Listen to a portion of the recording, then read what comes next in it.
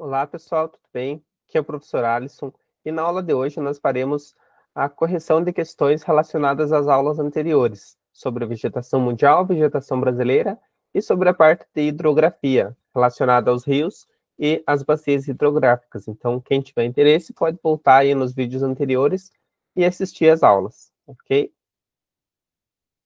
Muito bem, então, primeira questão, né, sobre a vegetação mundial, para assinalar aqui o que for correto, uma questão de somatória, ok? Então, a primeira, a tundra ocorre em regiões de clima frio, com vegetação rasteira adaptada ao frio. 2. A floresta temperada perde suas folhas no outono e no inverno. O deserto é uma vegetação densa e perene, adaptada a climas úmidos. 8. A savana apresenta duas estações bem definidas, uma seca e outra chuvosa.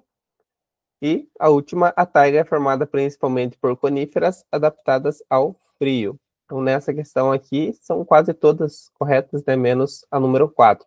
Então, a número 1 fala da tundra, que é de clima polar, que é uma vegetação rasteira, formada por musgos, líquens, que ocorrem em áreas extremamente frias, às vezes até de solo congelado.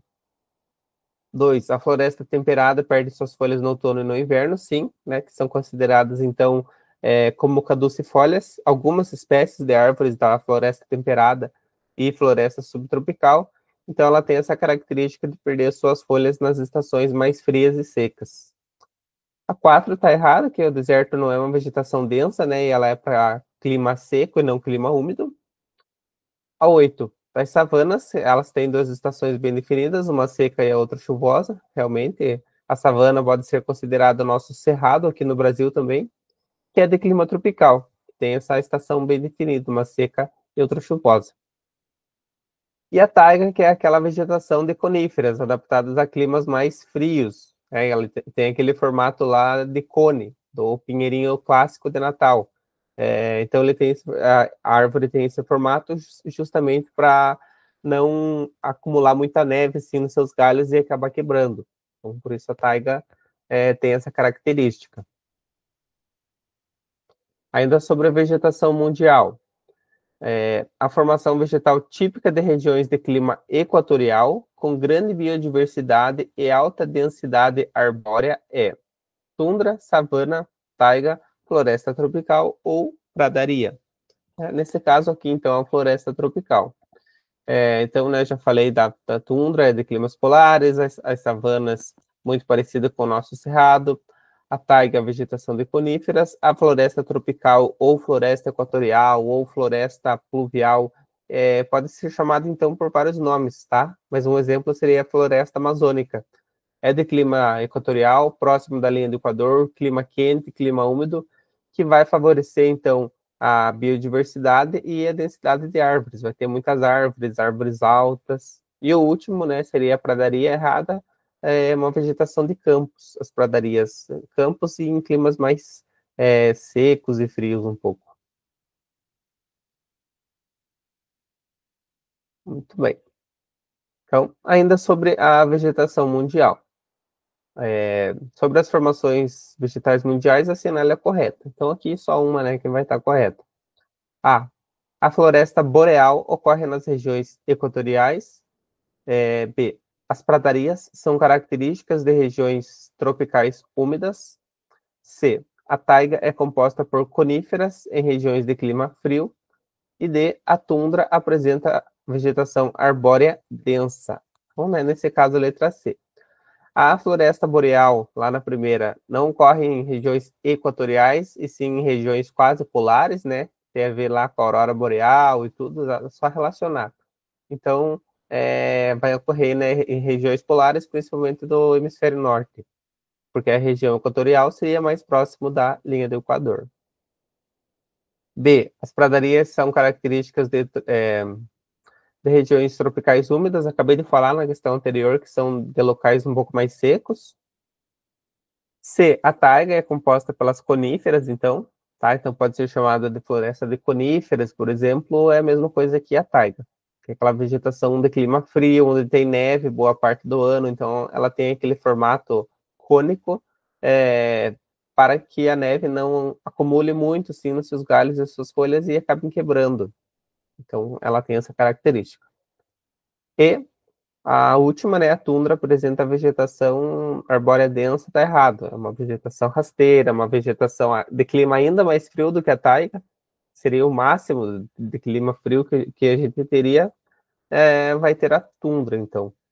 É formada principalmente por espécies rasteiras, às vezes musgos, às vezes líquens, tá?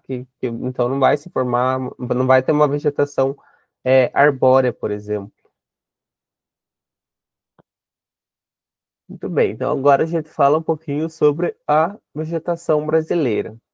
Mesma coisa, agora para marcar as alternativas que são corretas e no final fazer a somatória. Então pode ter mais de uma correta, pode ter uma, pode ter todas. 1. O Cerrado é o segundo maior bioma do Brasil e abriga grande biodiversidade. 2. A Caatinga é exclusiva do Brasil e adaptada ao clima semiárido. 4. A Mata Atlântica está totalmente preservada. 8. O Pantanal é um bioma de planície com vegetação influenciada pelo regime de cheias. E a última, os campos sulinos ocorrem principalmente na região norte.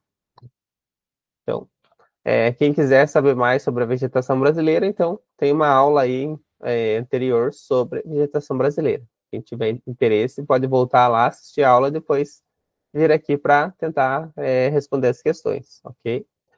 Então, vamos lá. A primeira está correta. O Cerrado, o segundo maior bioma do Brasil, atrás da floresta amazônica, aí abriga grande biodiversidade. Todos os biomas, né, vão abrigar grande biodiversidade, até a Caatinga, por exemplo. 2. A Caatinga é exclusiva do Brasil e adaptada ao clima semiárido. Sim, então ela abrange, né, boa parte ali da região nordeste, um pouquinho da região sudeste, norte de Minas ali. Então a gente vai ter a Caatinga, que é adaptada ao clima mais seco do Brasil, que é o clima semiárido, que alguns locais podem ficar vários meses assim sem chuva. Então, a Caatinga é uma floresta que ela acabou se adaptando então a esse clima. 4. A Mata Atlântica está totalmente preservada. Não, a Mata Atlântica é uma das menos preservadas, né? Ela está próxima aí do litoral do Oceano Atlântico e é onde, historicamente, começou o processo de colonização e povoamento do nosso território pelos portugueses e outros europeus que vieram depois. Então, a maior parte da população brasileira está nessa área de onde seria a Mata Atlântica e quase aí 90% aproximadamente da Mata Atlântica já não existe mais.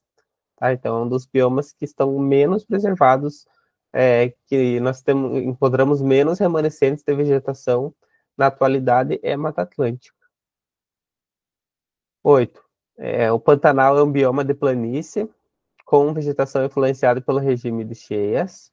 Sim, então é uma grande planície lá na região do Pantanal, que numa certa época do ano, que chove mais, os rios acabam enchendo e acabam alagando aquela região, e a vegetação, né, também vai ser adaptada, então, a esse período, a essas cheias, né, que acontecem sazonalmente. E a última, os campos sulinos ocorrem principalmente na região norte, né? O próprio nome já se contradiz. Campos sulinos, campos do sul, e não região norte, tá? Então ali poderia ser os campos sulinos, o Pampa, por exemplo, que poderia estar sendo considerado, mas a própria palavra sulino, né, já diz que não é a região norte. Ainda sobre a vegetação brasileira, então, um dos biomas brasileiros que apresenta clima tropical sazonal, solos pobres e vegetação com troncos retorcidos é o Cerrado, que fica numa região de clima tropical, abrange uma boa parte da região central do Brasil, que é caracterizado ali por uma estação seca e uma estação chuvosa. Não vai ter uma estação fria, assim como o clima subtropical, mas tem duas estações, uma que chove mais, outra que chove menos. É, os troncos eles são retorcidos para aguentar queimadas e incêndios que possam ocorrer nessa floresta, né, naturalmente. Então a vegetação ela acaba tendo esses troncos retorcidos, espinhos e tudo justamente para aguentar esse tipo de ocorrência que pode acontecer, que são, né, os incêndios, as queimadas. Muito bem. Ainda sobre a vegetação brasileira, então, sobre os biomas brasileiros, assinale a alternativa correta. Então, quem quiser, volta lá, tem uma aula que eu falo de vegetação brasileira, falo a diferença de biomas, domínios morfoclimáticos também, então é importante analisar essa diferença. Quem tiver interesse, volta na aula anterior. Alternativas, então. A caatinga ocorre na região sul do Brasil. B, o cerrado possui solos férteis e clima temperado. C, a Mata Atlântica ocupa apenas o estado de São Paulo. E D, o Pantanal é influenciado por cheias sazonais e relevo plano. Né? Então, já até acabei falando já anteriormente, aqui é a letra D. Então, a letra A está errada, porque a caatinga vai ocorrer na região Nordeste, quase que exclusivamente na região Nordeste. B, o Cerrado não possui, né, solos tão férteis assim e está num clima tropical e não clima temperado. A C, a Mata Atlântica pega boa parte da costa, né, brasileira, indo desde o Rio Grande do Sul até estados lá da região Nordeste. E a letra D, sim, tá certa, né? O Pantanal é influenciado pelas cheias que ocorrem num certo período do ano, por isso chamadas sazonais, em planícies, né? Sejam em relevos mais planos, daí os rios acabam enchendo e influenciando a vegetação também. Agora sobre hidrografia, então tem ali 2 aulas sobre hidrografia que vocês podem voltar a assistir, para falar sobre as bacias hidrográficas. Então, né, o que seriam as bacias hidrográficas? Primeira alternativa, uma bacia hidrográfica composta por um rio principal e seus afluentes. As bacias hidrográficas sempre respeitam limites políticos. O conceito de bacia hidrográfica está ligado ao ciclo hidrológico. As águas de uma bacia hidrográfica escoam para um ponto comum de saída e as bacias hidrográficas são delimitadas pelo relevo. Então, nessa aqui estão todas certas, né, com exceção da 2. Então, a 1 está certa, né, a bacia hidrográfica é uma área do relevo ali, formado por um rio principal e seus afluentes, no qual as águas escoam para o mesmo local. A 2 está errada, porque elas não respeitam limites políticos, então a bacia hidrográfica ela pode abranger mais de um município, mais de um estado, pode atravessar fronteiras de países, como a bacia amazônica, por exemplo, ela pega vários países aqui da América do Sul, vários estados brasileiros. Então, a bacia hidrográfica não tem essa questão, né, de respeitar esses limites políticos. Ela vai ser delimitada, então, pelo relevo. 4, tá certo agora. O conceito de bacia hidrográfica está ligado ao ciclo da água, assim, né? Tem a ver com as chuvas e tudo. Eu lembro lá dos divisores de águas que vão definir para onde que a água vai, que tem a ver com o relevo também. 8, as águas da bacia hidrográfica escoam para um ponto de saída comum, né? Vão para a parte mais baixa, chegando no rio principal, até ele chegar em outro rio, fazer parte de outra bacia hidrográfica ou chegar no oceano. E a última, as bacias hidrográficas são delimitadas pelo relevo, sim, elas que vão formar lá os divisores de águas que vão definir se vai para uma bacia hidrográfica ou se a água vai para outra bacia hidrográfica, né? Então, são as áreas mais altas do relevo aí que vão delimitar o formato ali da bacia hidrográfica. Próxima, ainda sobre bacia hidrográfica. Então, bacia hidrográfica é definida como conjunto de rios intermitentes, a região que contém apenas lagos, o território onde as águas convergem para um único ponto, a área de afloramento de águas subterrâneas e a região delimitada por divisões políticas. Então, né, letra C, o território onde as águas convergem para um único ponto. Então, pense uma área, assim, delimitada por montanhas ou áreas planaltos, áreas mais altas, e daí toda aquela parte de dentro liga para a hidrográfica. Todo rio, toda a água da chuva que cair naquela área vai escoar para a mesma direção, que é a parte mais baixa lá da bacia hidrográfica. Então, isso é basicamente uma bacia hidrográfica, tá? Pensando no desenho da bacia lá, então a bacia tem a parte mais em volta, a parte mais alta, e a parte do meio, a parte mais baixa. É exatamente esse, né, um formato típico de uma bacia hidrográfica. Então vai ter a parte mais alta e depois a parte mais baixa. Então os rios, tudo vai descendo ali para aquela direção e ali embaixo a gente vai ter um rio principal daquela bacia hidrográfica que normalmente vai dar nome a ela. Então, bacia hidrográfica do Rio Paraná, bacia hidrográfica do Rio São Francisco, bacia hidrográfica do Rio Amazonas, o rio principal que acaba dando nome à bacia hidrográfica, né? Então, ainda sobre as bacias hidrográficas, para assinalar a correta. A. Coincidem sempre com os limites dos estados, né, já falamos que não respeita esse limite político. B. São delimitadas por divisores topográficos de águas, né, que são as partes mais altas ali do relevo. Compreende apenas rio perenes. E a última são áreas delimitadas artificialmente para estudos ambientais. Não, então, né, é letra B. São áreas delimitadas por divisores topográficos, que são chamados divisores de águas, né, que são as partes mais altas ali do relevo que vão definir, tipo uma cadeia montanhosa, uma área de um planalto, por exemplo, que vai definir se a água vai para o lado direito ou para o lado esquerdo, se vai fazer parte da bacia hidrográfica A ou vai fazer parte da bacia hidrográfica B. Tá?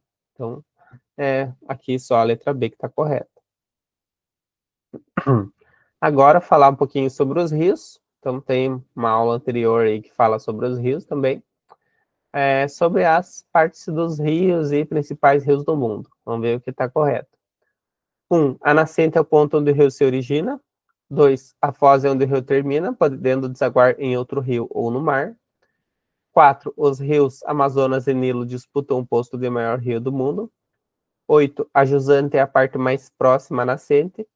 E 16. A montante refere-se à direção oposta ao curso do rio. Muito bem. Então, aqui, né, só a 8 que está errada. Então, a nascente é onde o rio se origina, a foz é onde ele termina, ele pode desaguar em outro rio, em lagos ou no mar. A 4, o rio Amazonas e o rio Nilo disputam o posto de maior rio do mundo, né?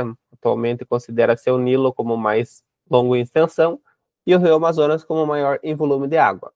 A 8, a jusante é a parte mais próxima à nascente, na verdade é a parte mais próxima da foz, né? Porque daí é a montante que a gente olha ali em direção à nascente. E a jusante é o contrário. A jusante em direção à foz, a montante em direção à nascente, da onde o rio está vindo. Beleza? Ainda sobre os rios, então. Aqui vai falar também, basicamente, de partes de rios. A foz é onde o rio nasce. B, a jusante é o curso em direção à nascente. C, o curso baixo geralmente atravessa áreas de planície.